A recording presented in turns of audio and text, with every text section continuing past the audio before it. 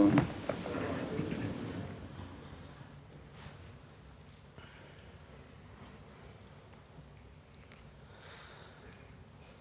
اللہ اکبر اللہ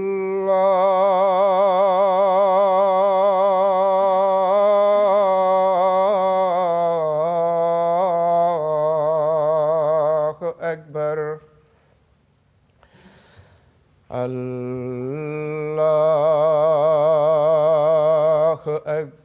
اللہ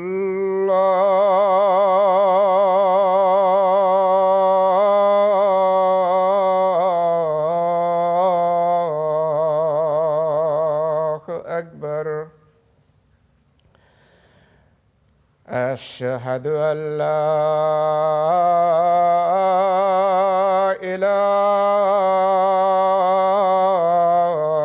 إله إلا الله أشهد أن لا إله إلا الله أشهد أن محمدًا رسول الله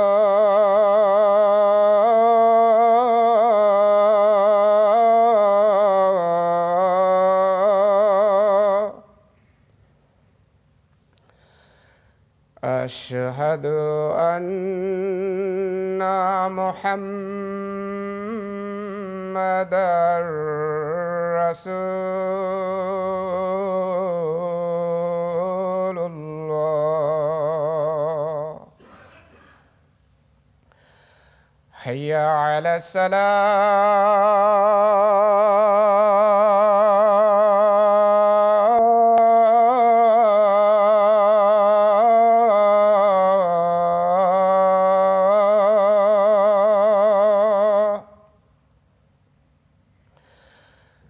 حي على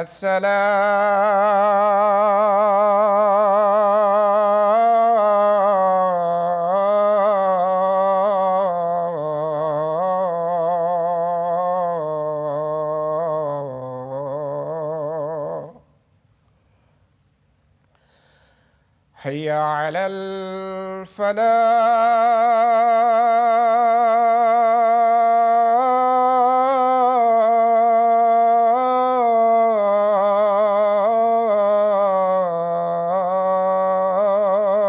الفلاح حي على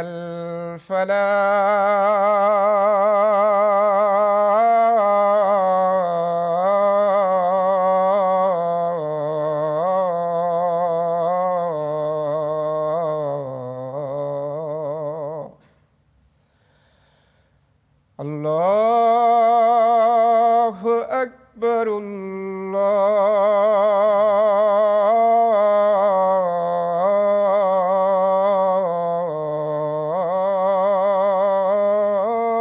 الله أكبر لا إله إلا الله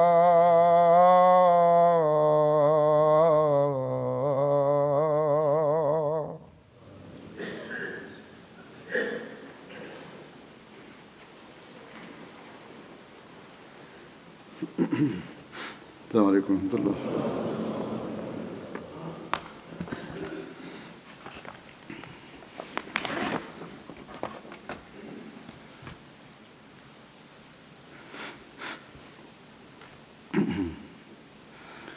أشهد أن لا إله إلا الله وحده لا شريك له وأشهد أن محمدًا عبده ورسوله. أما بعد فأعوذ بالله من الشيطان الرجيم. بسم الله الرحمن الرحيم الحمد لله رب العالمين الرحمن الرحيم مالك يوم الدين إياك نعبد وإياك نستعين اهدنا الصراط المستقيم صراط الذين أنعمت عليهم غير المغضوب عليهم ولا الضالين.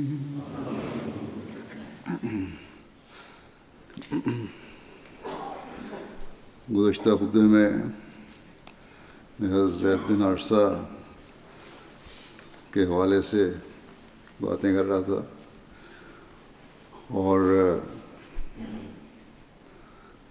اس ضمن میں یہ بات ہوئی تھی کہ حضرت زینب بنت جحش کی حضرت صلی اللہ علیہ وسلم سے بعد میں شادی ہوئی. اس حوالے سے مزید میں نے کہا تھا بعض باتیں ہیں بیان ہونے والی. حضرت زینب بنت جحش کی عمر شادی کے وقت 35 سال کی تھی، اور عرب کے حالات کے لحاظ سے یہ عمر ایسی تھی جسے گویا ادھیڑ عمر، بڑی عمر کہنا چاہیے. حضرت زینب ایک نہایت متقی اور پرہیزگار اور مخیر خاتون تھیں. چنانچہ باوجود اس کے کہ حضرت صلی اللہ علیہ وسلم کی تمام بیویوں میں صرف زینب ہی وہ بیوی تھیں جو حضرت عائشہ کا مقابلہ کرتی تھی. کچھ ہفتے میں یہ ذکر ہوا تھا کچھ، اور ان کی ہمسری کا دم بھرتی تھی. حضرت عائشہ ان کے ذاتی، اس کے باوجود حضرت عائشہ ان کے ذاتی تقوی اور طہارت کی بہت مداح تھی، اور اکثر کہا کرتی تھیں کہ میں نے زینب سے زیادہ نیک عورت نہیں دیکھی.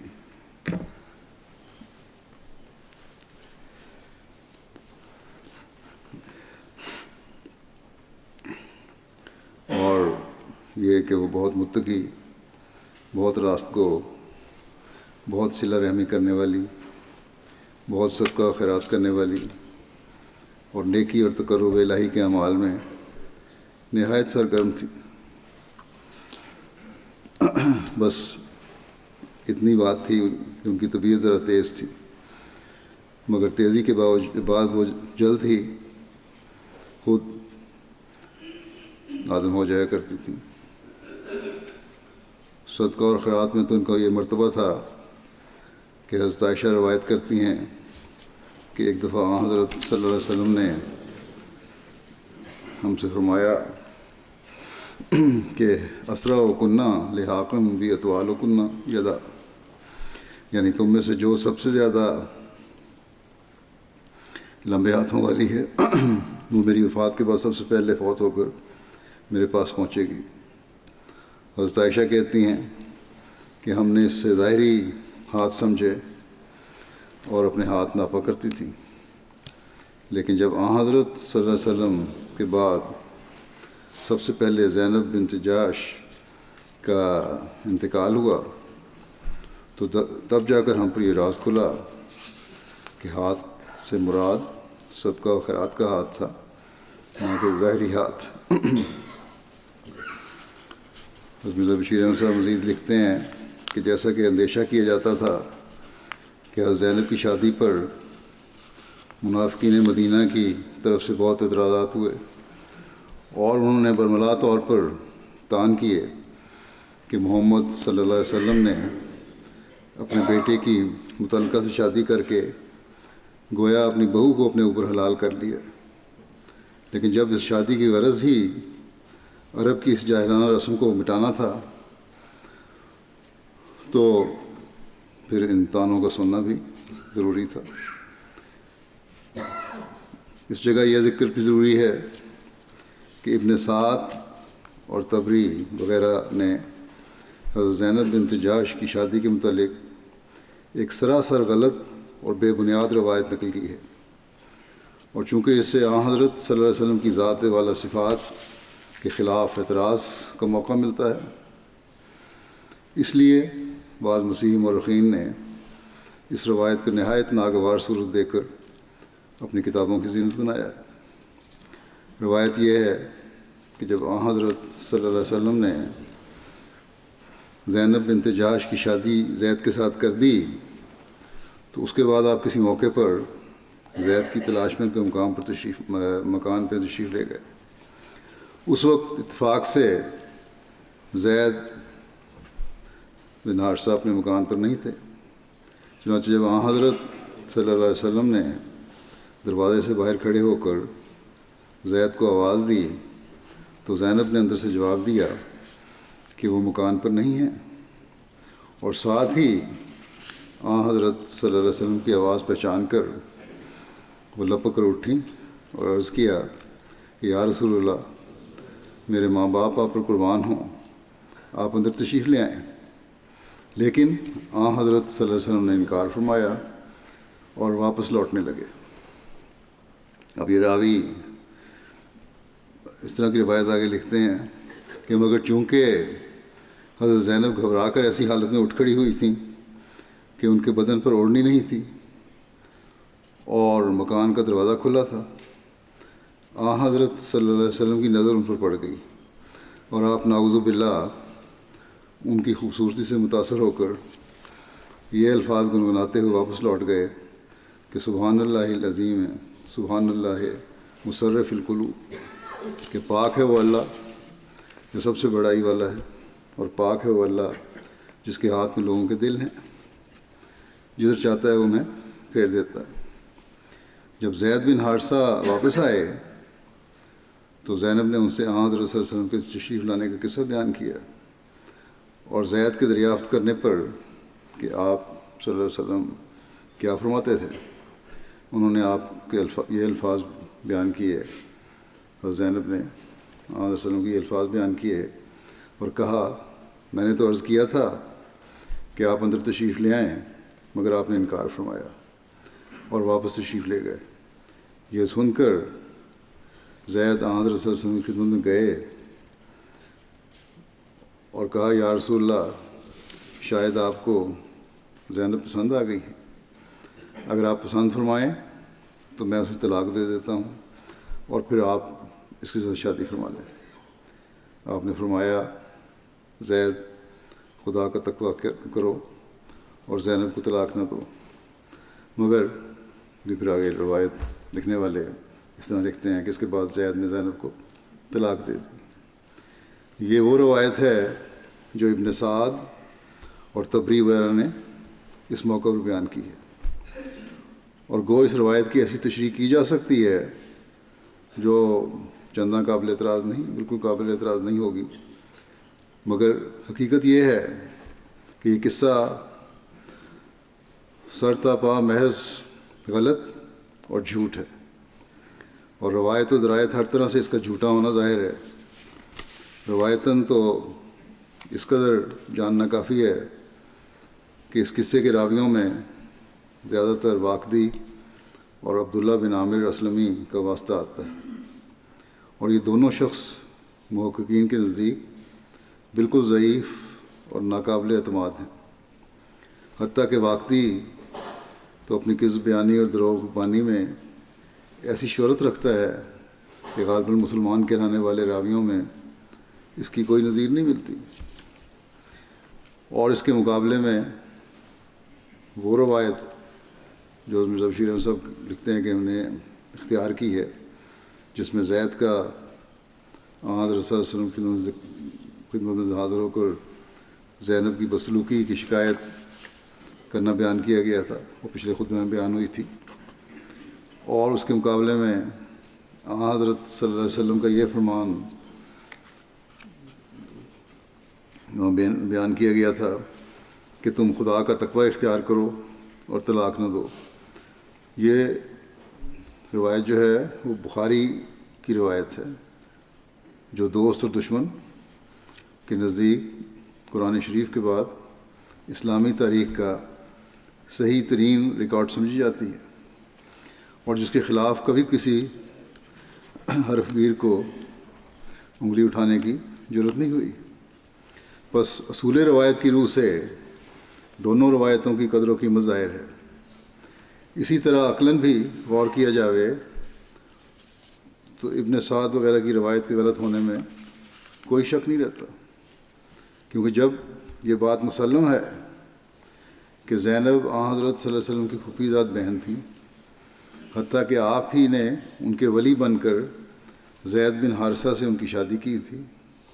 اور دوسری طرف اس بات سے بھی کسی کو انکار نہیں ہو سکتا کہ اب تک مسلمان عورتیں پردہ نہیں کرتی تھیں، بلکہ پردے کے متعلق ابتدائی حکم حضرت زینب اور آن حضرت صلی اللہ علیہ وسلم کی شادی کے بعد نازل ہوئے تھے. تو اس صورت میں یہ خیال کرنا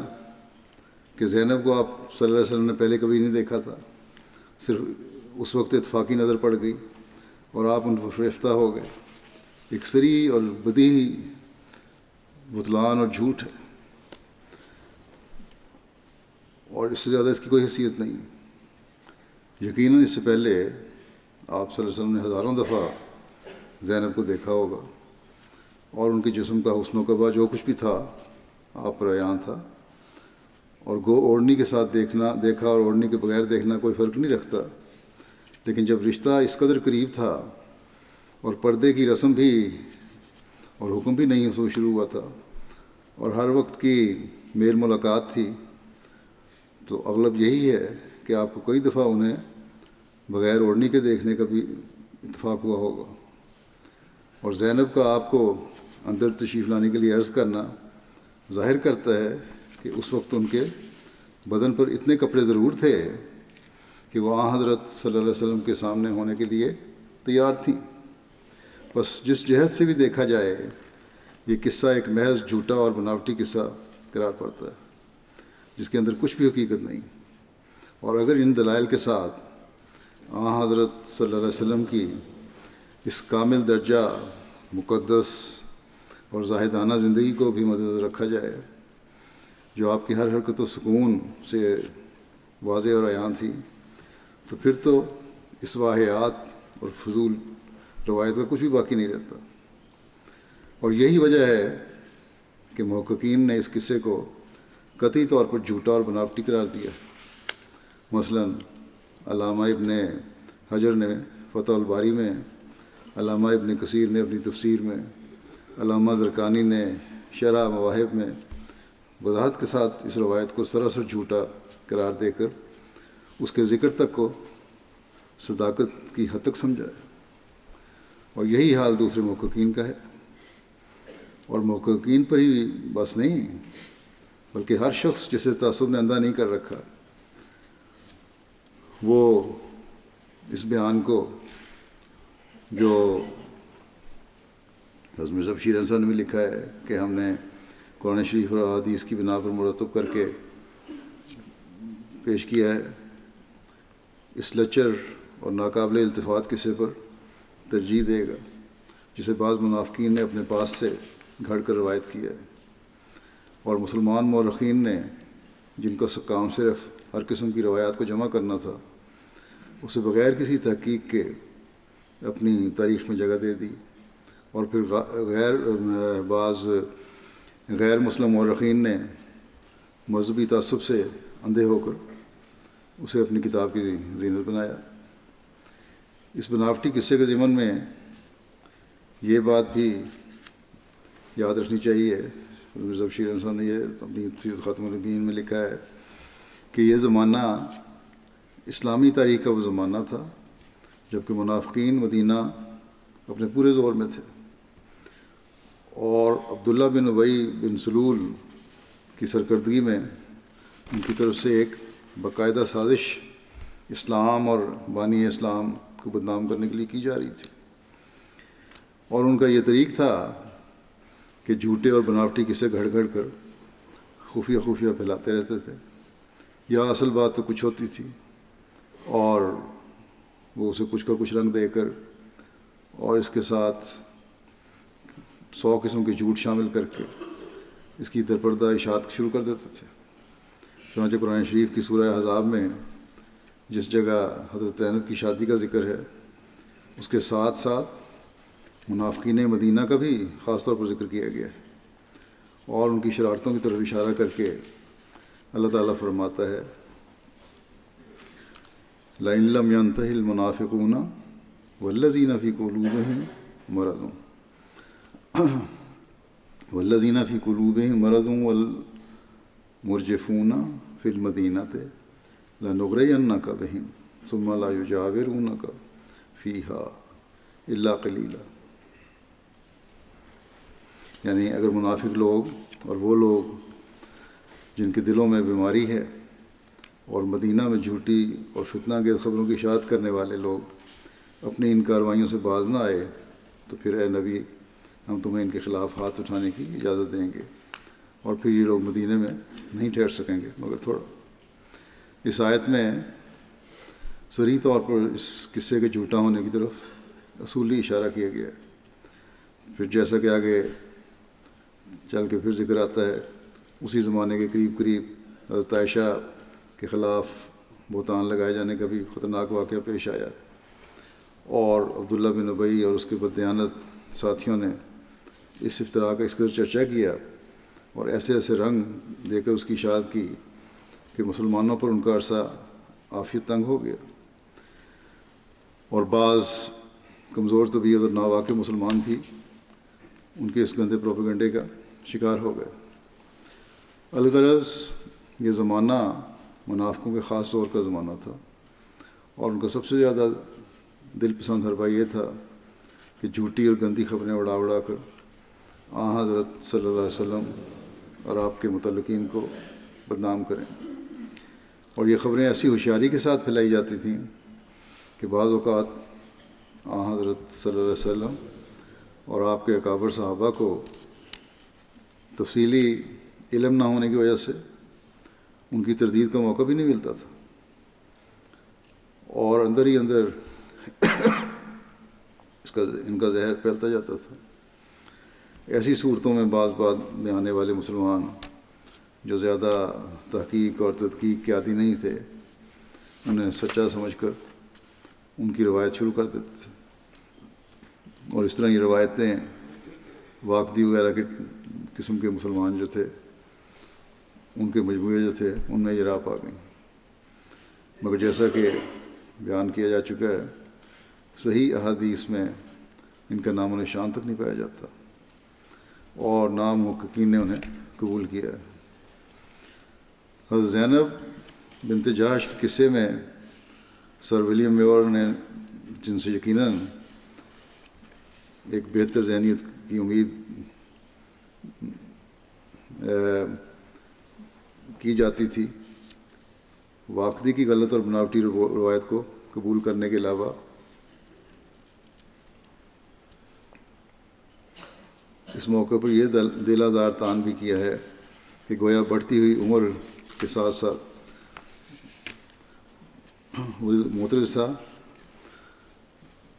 ان سے تو یہی امید ہونی چاہیے تھی، اور پھر جب حوالہ مل جائے مسلمانوں کا تو پھر ان کو مزید تان کرنے کا بھی موقع مل جاتا ہے کہ گویا بڑھتی ہوئی عمر کے ساتھ ساتھ حضرت صلی اللہ علیہ وسلم کی نفسانی خواہشات بھی ترقی کرتی جاتی تھیں، نعوذ باللہ۔ اور آپ نے حرم کی توسیع کو، میور صاحب آپ کے جو حرم کی جو توسیع تھی، شادیاں میں اضافہ تھا، میور صاحب اسی جذبے پر قرار دیتے ہیں، جو یہی کہتے ہیں کہ یہ نفسانی خواہشات تھیں، نعوذ باللہ۔ حضرت مرزا بشیر احمد صاحب نے لکھا ہے کہ میں بھی ایک مورخ کی حیثیت سے اس بات کو بیان کرتا ہوں بغیر کسی مذہبی بحث میں پڑھنے کے، مگر تاریخی واقعات کو ایک غلط راستے پر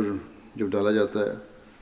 تو اسے دیکھ کر اس ناگوار اور غیر منصفانہ طریق کے خلاف آواز بلند کرنے سے باز نہیں رہ سکتا۔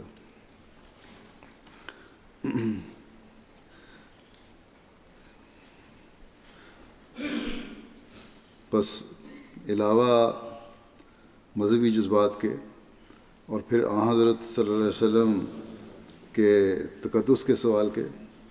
جس پر ایک حقیقی مسلمان اور ایک مومن تو اپنی جان بھی قربان کر سکتا ہے، عقلی اور تاریخی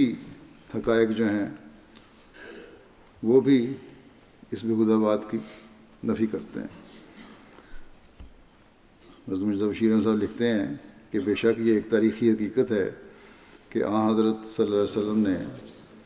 ایک سے زیادہ شادیاں کی، اور یہ بات بھی مسلمہ تاریخ کا حصہ ہے کہ علاوہ حضرت خدیجہ کے آپ کی ساری شادیاں اس زمانے سے تعلق رکھتی ہیں جسے بڑھاپے کا زمانہ کہا جا سکتا ہے، مگر بغیر کسی تاریخی شہادت کے، بلکہ واضح اور صریح تاریخی شہادت کے خلاف یہ خیال کرنا کہ آپ کی یہ شادیاں نعوذ باللہ جسمانی خواہشات کے جذبے کے ماتحت تھیں، ایک مورخ کی شان سے بہت بعید ہے، اور ایک شریف انسان کی شان سے بھی بعید تر ہے۔ میور صاحب اس حقیقت سے بے خبر نہیں تھے کہ حضرت صلی اللہ علیہ وسلم نے 25 سال کی عمر میں ایک 40 سالہ ادھیڑ عمر کی بیوہ عورت سے شادی کی، اور پھر 50 سال کی عمر تک اس رشتے کو اس خوبی اور وفاداری کے ساتھ نبھا کہ جس کی نظیر نہیں ملتی، اور اس کے بعد بھی آپ نے 55 سال کی عمر تک عملاً صرف ایک بیوی رکھی، اور یہ بیوی حضرت سودا بھی حسن اتفاق سے ایک بیوہ اور ادھیڑ عمر کی خاتون تھیں، اور اس تمام عرصے میں جو جذبات نفسانی کے ہیجان کا مخصوص زمانہ ہے، آپ کو کبھی دوسری شادی کا خیال نہیں آیا۔ میور صاحب اس تاریخی واقعے سے بھی ہرگز ناواقف نہیں ہیں کہ جب مکے والوں نے آپ کی تبلیغی مساعی سے تنگ آ کر اور ان کو اپنے قومی دین کا خراب کرنے والا خیال کر کے آپ کے پاس عتبہ بن ربیعہ کو بطور ایک وفد کے بھیجا تھا،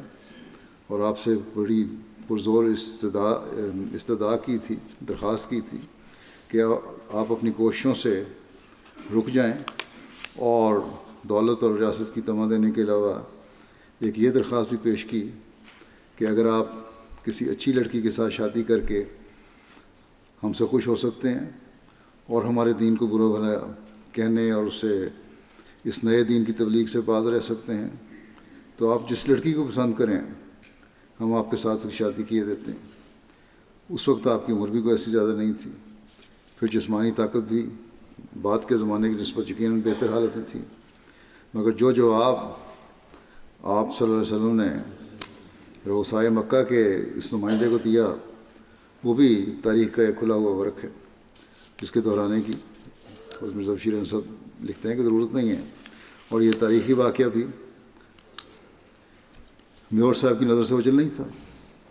کہ مکے کے لوگ آپ کو آپ کی پیشکش سے قبل یعنی 40 سال کی عمر تک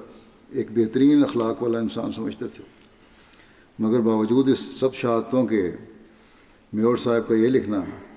کہ 55 سال کی عمر کے بعد جب ایک طرف آپ کی جسمانی طاقتوں میں طبعاً انحطاط رما ہونے لگا تھا، اور دوسری طرف آپ کے مشاغل اور ذمہ داریاں اس قدر بڑھ گئی تھیں جو ایک مصروف سے مصروف انسان کے مشاغل کو بھی شرماتی ہیں، تو آپ عیش و عشرت میں مبتلا ہو گئے۔ یہ یقیناً ہرگز کوئی غیر متعصبانہ ریمارک نہیں سمجھا جا سکتا، یقیناً یہ تعصب سے بھرا ہوا ریمارک ہے۔ کہنے کو تو کوئی شخص جو کچھ بھی کہنا چاہے کہہ سکتا ہے، اور اس کی زبان اور قلم کو روکنے کی دوسروں میں طاقت بھی نہیں ہوتی، مگر عقل مند آدمی کو چاہیے کہ کم از کم ایسی بات نہ کہے جسے دوسروں کی جو عقل سلیمہ تسلیم کرنے کے لیے تیار نہ ہو۔ میور صاحب ان کے ہم خیال لوگ اگر اپنی آنکھوں سے تعصب کی پٹی اتار کر دیکھتے تو انہیں معلوم ہو جاتا کہ محض یہ بات ہی کہ حضرت صلی اللہ علیہ وسلم کی یہ شادیاں آپ کے بڑھاپے کی عمر کے ساتھ تعلق رکھتی ہیں، اس بات کی دلیل ہے کہ وہ جسمانی اغراض کے متحد نہیں تھیں، بلکہ ان کی تہہ میں کوئی دوسری اغراض بھی مخفی تھیں، خصوصاً جب کہ یہ ایک تاریخی حقیقت ہے کہ آپ نے اپنی جوانی کے ایام ایک ایسی حالت میں گزارے جس کی وجہ سے آپ نے اپنوں اور بیگانوں سب سے امین کا خطاب پایا۔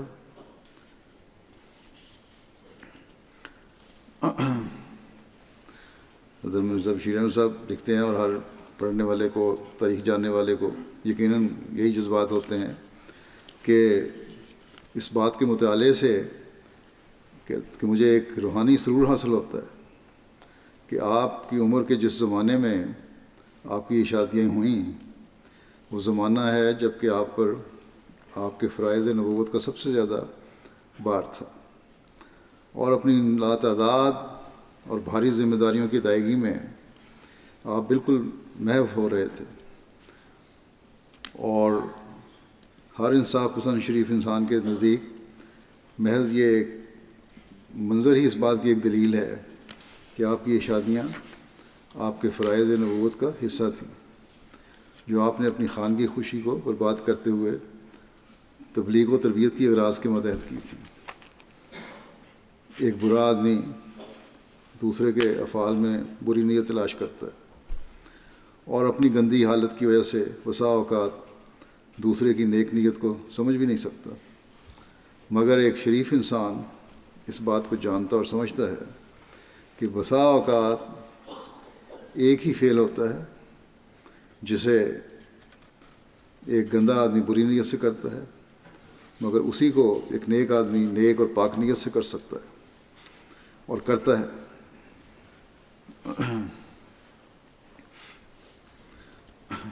اسلام میں یہ بھی واضح ہونا چاہیے کہ اسلام میں شادی کی غرض یہ نہیں ہے کہ مرد اور عورت اپنی نفسانی خواہشات کو پورا کرنے کے لیے اکٹھے ہو سکیں، بلکہ گو نسل انسانی کی بقا کے لیے مرد اور عورت کا اکٹھا ہونا نکاح کی ایک جائز غرض ہے، مگر اس میں بھی بہت سی اور پاکیزہ اغراض بھی مد نظر ہیں۔ بس ایک انسان کی شادیوں کی وجہ تلاش کرتے ہوئے جس کی زندگی کا ہر حرکت اور سکون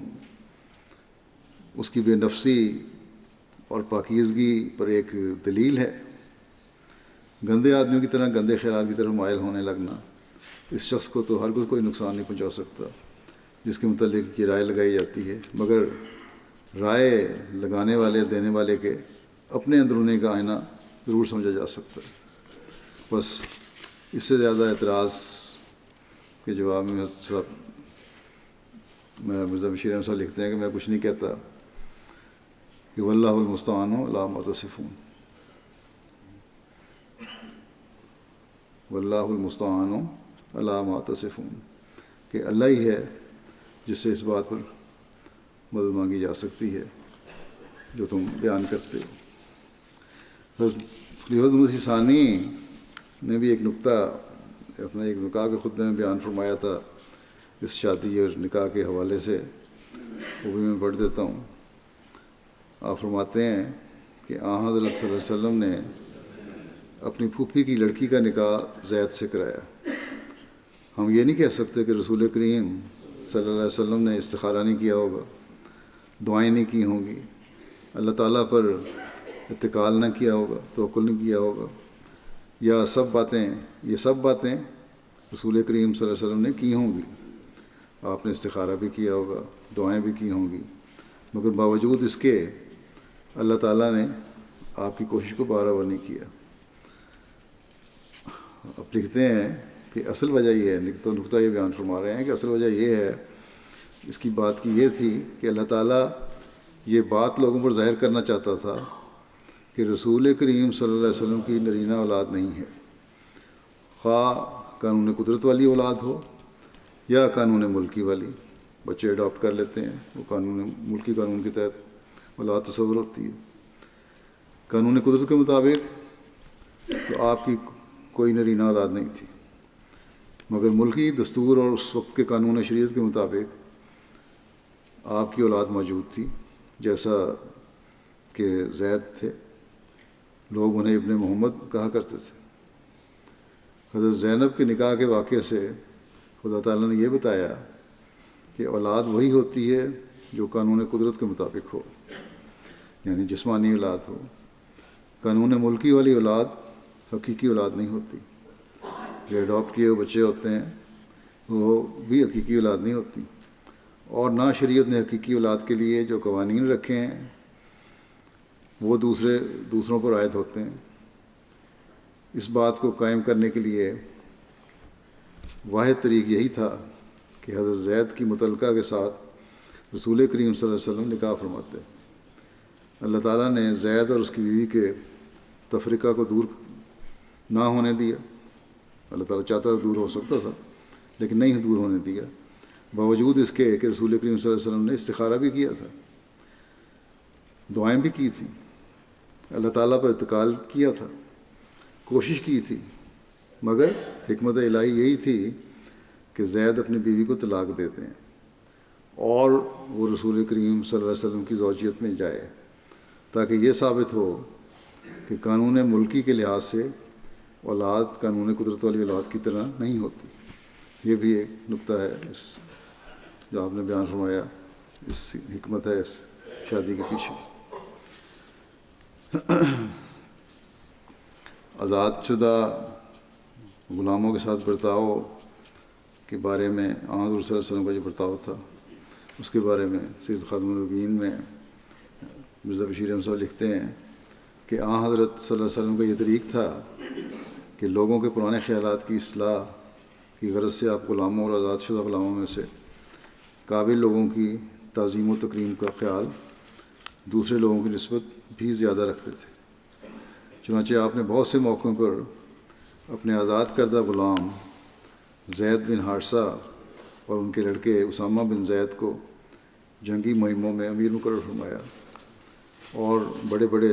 صاحب عزت اور جلیل القدر صحابیوں کو ان کے ماتحت رکھا۔ اور جب ناسمجھ لوگوں نے اپنے پرانے خیالات کی بنا پر آپ کے اس فعل پر اعتراض کیا تو آپ نے فرمایا کہ تم لوگوں نے اسامہ کے امیر بنائے جانے پر اعتراض کیا ہے، اور اس سے پہلے تم اس کے باپ زید کی امارت پر بھی طعن کر چکے ہو، اور خدا کی قسم جس طرح زید امارت کا حقدار اور اہل تھا اور میرے محبوب ترین لوگوں میں سے تھا، اسی طرح اسامہ بھی امارت کا اہل ہے اور میرے محبوب ترین لوگوں میں سے۔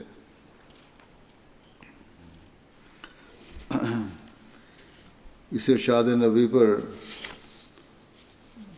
جو اسلام کی حقیقی مساوات کا حامل تھا، صحابہ کی گردنیں جھک گئیں اور انہوں نے سمجھ لیا کہ اسلام میں کسی شخص کا غلام یا غلام زادہ ہونا یا بظاہر کسی ادنا طبقہ سے تعلق رکھنا اس کی ترقی کے راستے میں حارج نہیں ہو سکتا، کوئی روک نہیں بن سکتا، اور اصل معیار بہر صورت تقویٰ اور ذاتی قابلیت پر مبنی ہے۔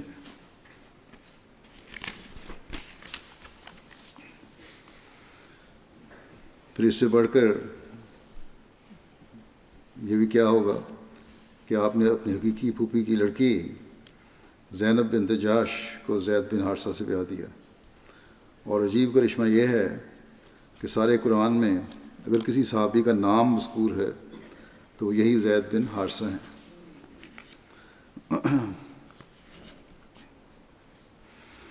غلاموں کی اسلامی طریق پر آزادی کے بارے میں آپ مزید لکھتے ہیں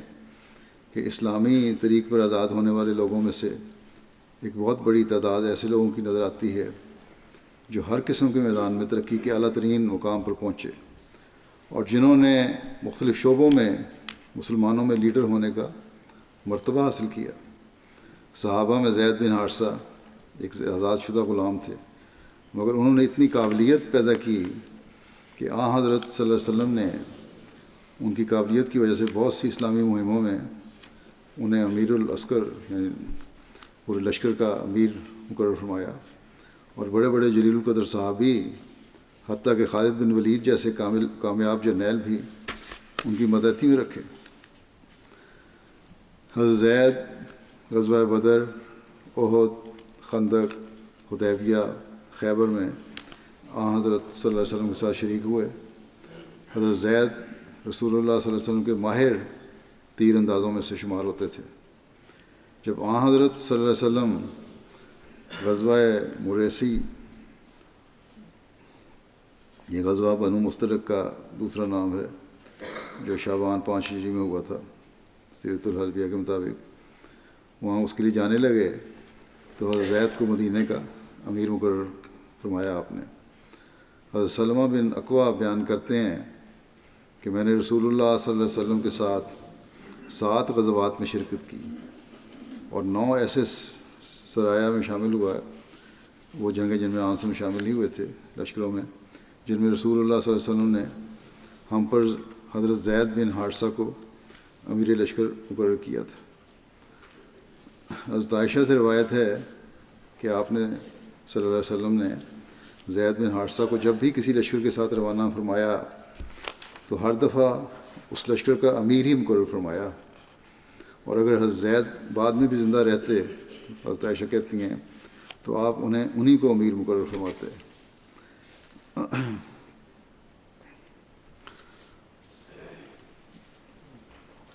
حضرت مرزا بشیر احمد صاحب سیر خاتم النبیین میں لکھتے ہیں کہ غزوہ صفوان، جسے غزوہ بدر اولیٰ بھی کہتے ہیں،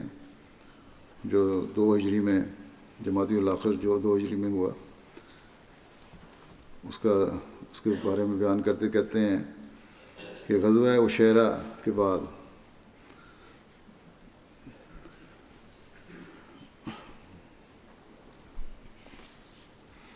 ابھی حضرت صلی اللہ علیہ وسلم مدینہ میں آئے، تشریف لائے 10 دن بھی نہیں گزرے تھے کہ مکے کے رئیس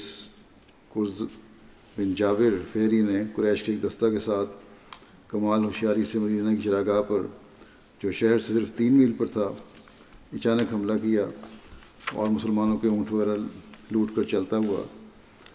حضرت صلی اللہ علیہ وسلم کو یہ اطلاع ہوئی تو آپ فوراً زید بن حارثہ کو اپنے پیچھے امیر مقرر کر کے اور مہاجرین کی ایک جماعت کو ساتھ لے کر اس کے تعاقب میں نکلے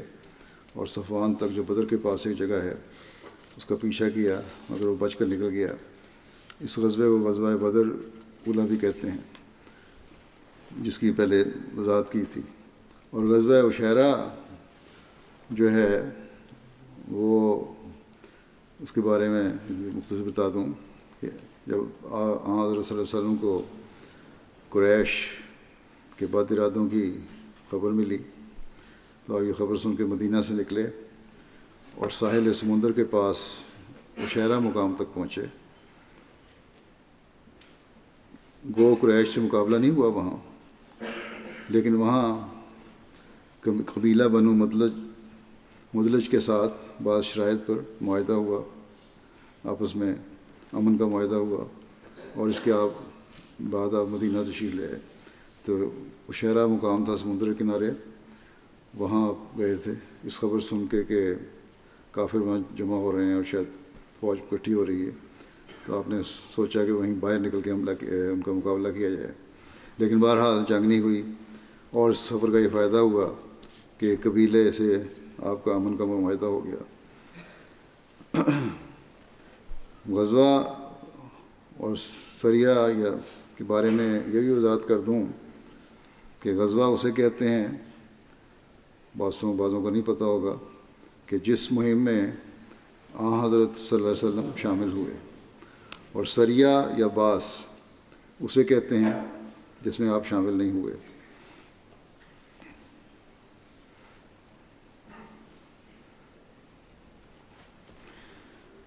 غزوہ اور سریہ دونوں میں یہ بھی واضح ہو جائے کہ تلوار کے جہاد کے لیے نکلنا ضروری نہیں ہے، بلکہ ہر وہ سفر جس میں جنگ کی حالت میں شریک ہوئے ہوں آپ صلی اللہ علیہ وسلم، وہ غزوہ کہلاتا ہے، خواہ وہ خصوصیت سے لڑنے کی خاطر نہ بھی کیا گیا ہو، لیکن بعد میں مجبوری سے جنگ کرنی پڑی ہو۔ اسی طرح سریہ بھی ہے، بس ہر غزوہ اور سریہ لڑائی کی مہم کے نہیں ہوتا۔ غزوہ عشیرہ میں بھی جیسا بیان ہوا کوئی جنگ نہیں ہوئی۔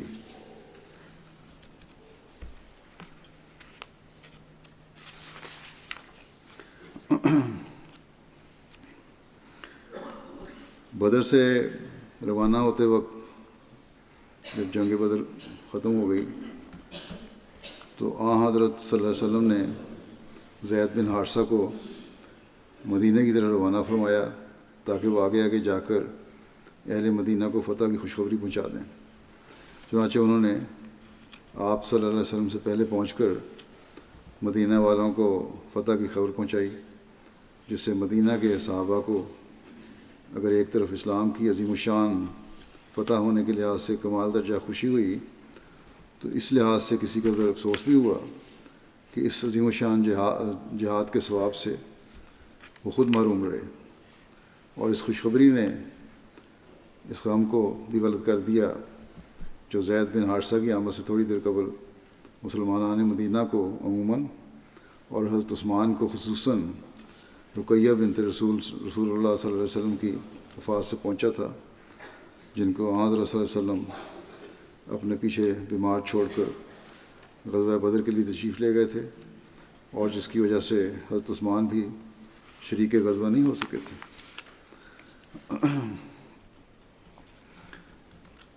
حضرت زید بن حارثہ کے ایک سریہ جو جمادی الاخر سن 3 ہجری میں کردہ کے مقام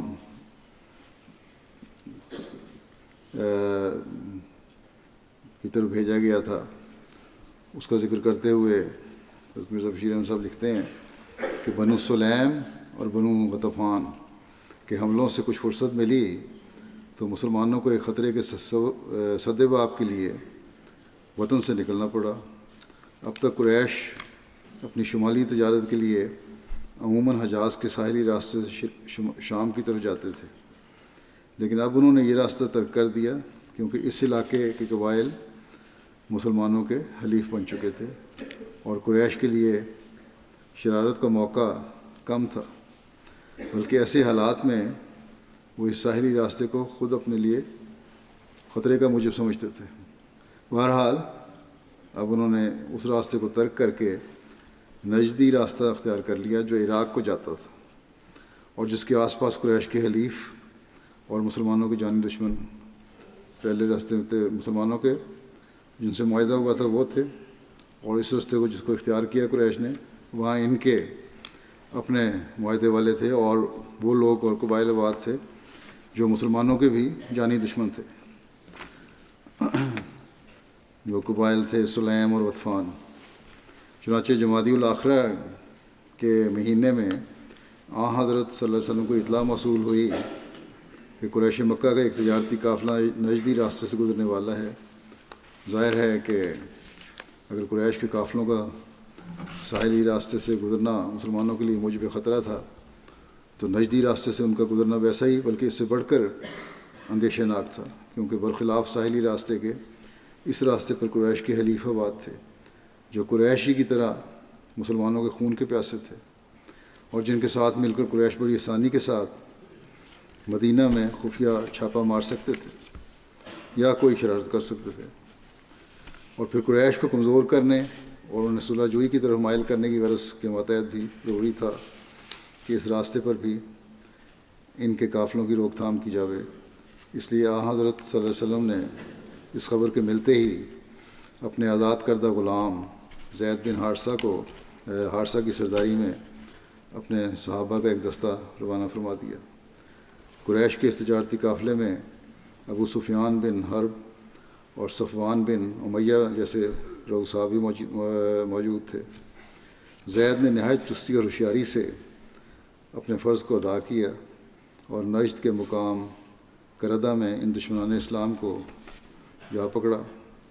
اور اس اچانک حملے سے گھبرا کر قریش کے لوگ قافلے کے اموال اور جو بھی ان کا مال تھا اس کو چھوڑ کر بھاگ گئے، اور زید بن حارثہ اور ان کے ساتھی ایک کثیر مال غنیمت کے ساتھ مدینہ میں کامیاب و کامران واپس آئے۔ بعض مورخین نے لکھا ہے کہ قریش کے اس قافلے کا راہبر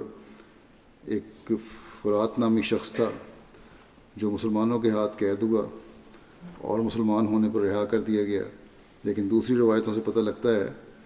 کہ وہ مسلمانوں کے خلاف مشرکین کا جاسوس تھا، مگر بعد میں مسلمان ہو کر مدینہ میں ہجرت کر کے آ گیا۔ حضرت عائشہ بیان کرتی ہیں کہ حضرت زید بن حارثہ مدینہ واپس لوٹے اس وقت رسول اللہ صلی اللہ علیہ وسلم ایک سریے سے رسول اللہ صلی اللہ علیہ وسلم میرے گھر میں تھے. حضرت زید آئے اور گھر کا دروازہ کھٹکھٹایا. رسول اللہ صلی اللہ علیہ وسلم نے آپ کا استقبال کیا اور انہیں گلے لگایا اور ان کا بوسہ لیا. شعبان 5 ہجری میں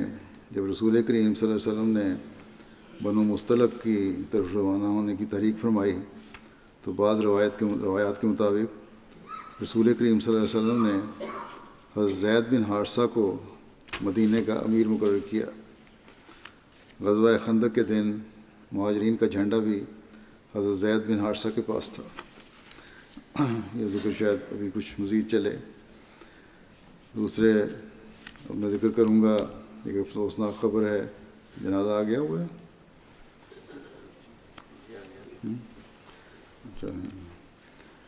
عزیزہ مریم سلمان گل جو مبارک احمد صدیقی صاحب کی بیٹی تھیں، 17 جون کو 25 سال کی عمر میں وفات پا گئیں. انا للہ و انا الیہ راجعون. چند روز قبل ان کی بیماری کا پتہ چلا تھا، ہسپتال داخل کرایا گیا زیادہ طبیعت خراب ہونے پر، لیکن اللہ تعالیٰ کی تقدیر غالب آئی، جان بر نہیں ہو سکیں. عزیزہ بچی کے بارے میں جو بھی ان کے ملنے والے ہیں یہی کہا ہے کہ بڑی ملنسار خوش اخلاق بچی تھیں، نمازوں کی بڑی پابند تھیں، ہمدرد اور خدمت گزار تھیں. خلافت سے بھی بڑا محبت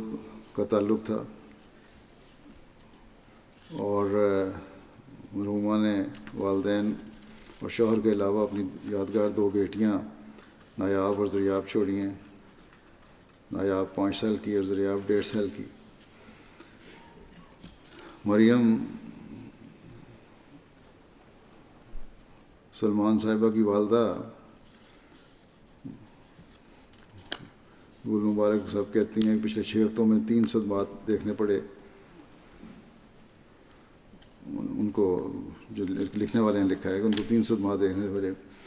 یعنی گل مبارک صاحبہ کے ایک بھائی فوت ہوئے، پھر بہن ہوئی پچھلے مہینے مئی میں، اور اب ان کی بیٹی اللہ کو پیاری ہو گئی. اللہ تعالیٰ ان کو صبر و حوصلہ عطا فرمائے. مریم سلمان صاحبہ اپنی جماعت ایفسم کی سیکرٹری نوآبادیات تھیں. بڑی خوش اخلاق، ہنس مکھ اور مستحق افراد کی باقاعدگی سے مدد کرنے والی تھی. ان کے حلقہ کی صدر لجنہ نے کہتی ہیں کہ عزیزہ مریم سلمان سیکرٹری نوآبادیات کے طور پر بہت اچھا اور مثالی کام کر رہی تھی، اور نئی احمدی ہونے والی خواتین سے ایسا پیار کا تعلق قائم رکھتی تھیں کہ نئی احمدی خواتین کو جماعت کے نظام سے خود بخود محبت ہو جاتی تھی. ایک نئی احمدی خاتون فریدہ نیلسن کہتی ہیں کہ مجھے یاد ہے کہ جب میں پہلی بار میٹنگ پر گئی تو مجھے فکر تھی کہ میں خود کو الگ تھلگ محسوس کروں گی، لیکن مجھے دیکھتے ہی مریم کے چہرے پر ایک بڑی مسکراہٹ آ گئی اور مسکراہٹ لی، میری طرف بڑھی، مجھے گلے لگایا اور سارا وقت میرے ساتھ بیٹھی رہی. پھر اس کے بعد بھی گھر میرے لیے چاکلیٹ کا تحفہ لے کے آئی اور مجھے جماعت کی اور خلافت کی برکات بتاتی رہی. اسی طرح ایک اور نئی خاتون ہیں احمدی بیت نوموایا اندلیب صاحبہ، وہ بھی کہتی ہیں کہ میرے خیال میں ہر سیکرٹری نوموایا کو مریم کی طرح ہونا چاہیے، کیونکہ مجھے یاد ہے کہ جب میں پہلی ملاقات مریم سے ہوئی تو اتنے پیار اور محبت سے ملی، مجھے گلے لگا کر مجھے ایک پیار کرنے والی بہن مل گئی. مجھے لگا کہ مجھے ایک پیار کرنے والی بہن مل گئی ہے. وہ میرے گھر میں میرے لیے اور میرے بچوں کے لیے چھوٹے چھوٹے تحائف لے کر آتی تھی. فون کے ذریعے اور ملاقات کے ذریعے ہر وقت مجھ سے رابطے میں رہتی تھی. دوستوں اور رنگوں میں باتوں میں اکثر خلافت کی برکات اور نظام جماعت کے بارے میں بتاتی رہتی تھی. نوآبادیات کی بہترین دوست بنتی تھی، ان کی مدد کرتی تھی، جس سے جماعت کے پروگراموں میں جانے کا شوق پڑ گیا. اور اب یہ نوآبادیات کہتی ہیں کہ اسی کی تربیت کی وجہ سے اس بچی کی اب میں اس حلقے کی جنرل سیکرٹری بن چکی ہوں، اور اپنے معمولی جیب خرچ سے بچت کر کے وہ خدمت خرچ بھی کرتی رہتی تھیں.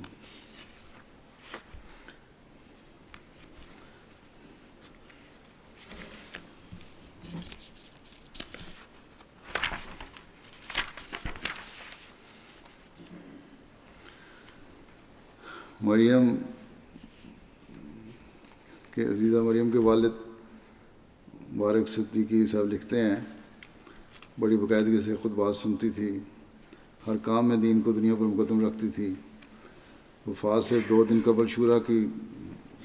مجلس شورا تھی اور مریم آئی سی یو میں تھی، اور میں نے اسے کہا کہ میں شورا سے اجازت لے لیتا ہوں لکھ کر نہ اٹینڈ کرنے کی، لیکن مریم کہنے لگی کہ نہیں، آپ میری فکر نہ کریں اور میری وجہ سے جماعت کا پروگرام نہیں چھوڑنا اور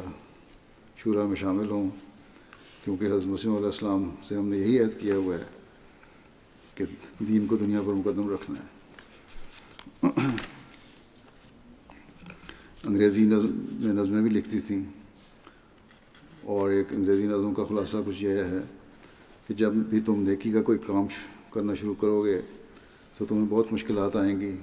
اور تمہارے خلوص پر شک کریں گے لوگوں کو اپنا کام کرنے دو اور تم اپنا نیکی کا کام کرتے جاؤ. اسی طرح انہوں نے خلافت پر ایک اردو میں بھی نظم بھی لکھی ہوئی.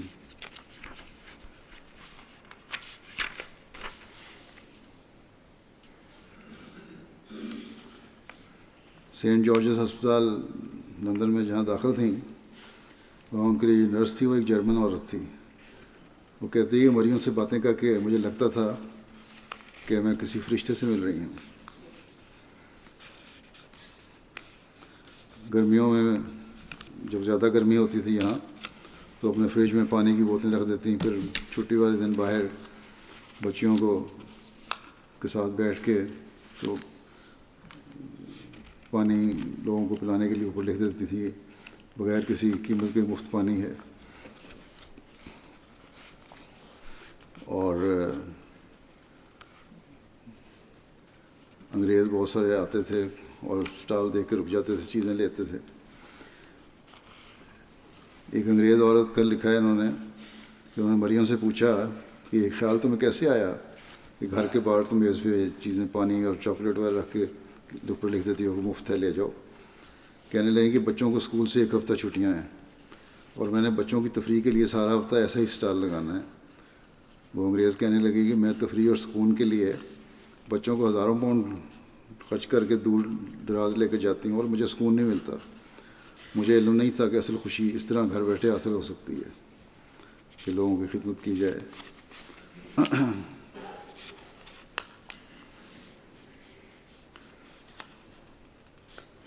ہمیشہ سلام کرنے اور دوسروں کا حال پوچھنے میں پہل کرتی تھی، اور اگر کسی سے واقفکار سے یا اپنے محلے کے لوگوں سے کچھ دن بات نہ ہوتی تو میسیج کر کے حال پوچھتی. ایک یہ بھی خوبی تھی کہ ہمیشہ دوسروں میں اچھی باتیں تلاش کرتی تھی اور پھر ان اچھی باتوں کو اپریشیٹ کرتی تھی. ہمیشہ اس کے چہرے پر مسکراہٹ ہوتی تھی.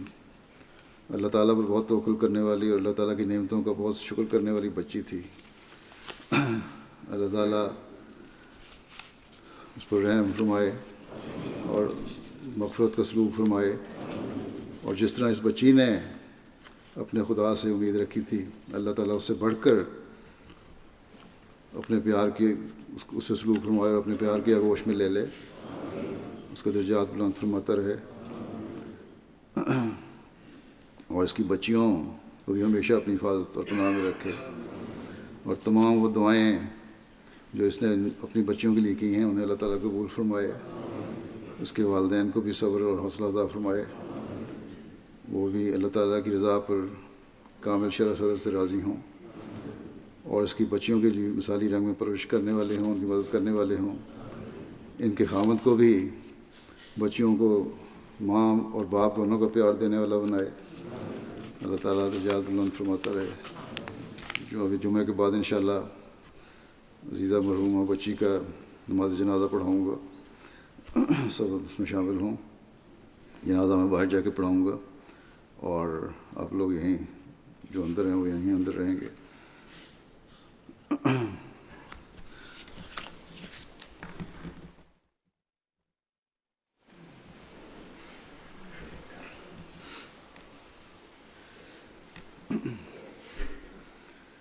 الحمد لله نحمده ونستعينه ونستغفره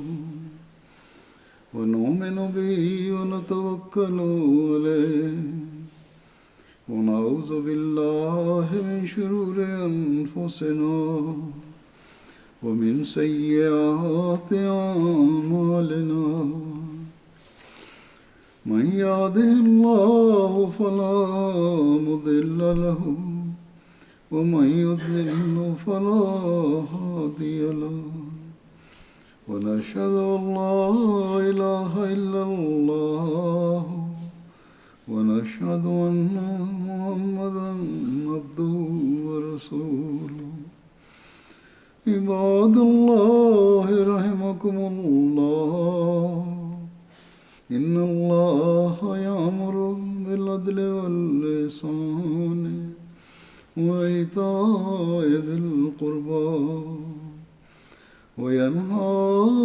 عن الفحشاء والمنكر والبغي يعظكم لعلكم تذكرون